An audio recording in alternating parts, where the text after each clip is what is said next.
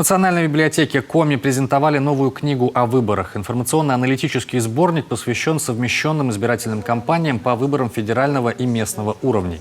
В основу книги легли избирательное законодательство, официальные результаты выборов, отраженные в протоколах избирательных комиссий, агитационные материалы кандидатов, политических партий, информационно-разъяснительные и другие материалы, отражающие развитие избирательного процесса в России.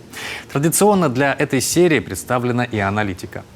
Выборный процесс в Российской Федерации, он сложен. Существует много нормативных актов, подзаконных актов. И простому обывателю, простому человеку, простому гражданину достаточно иногда сложно разобраться во всех сплетениях и перипетиях этого законодательства.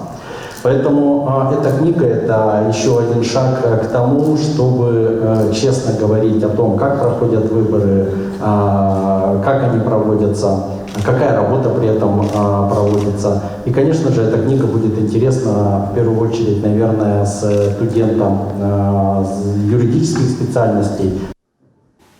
Книга «Выборы в Республике Коми. Единый день голосования» 19 сентября 2021 года стала 16-й по счету. Издательская серия включает в себя информацию о ходе проведения кампании, референдума, избирательных кампаний по выборам, состоявшихся на территории Республики Коми с 1989 года.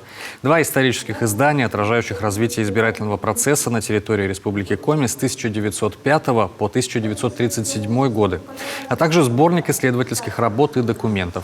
Все книги заслужили положительную оценку общественности, неоднократно были представлены на выставках, в том числе всероссийских. По материалам изданий готовятся курсовые и дипломные работы.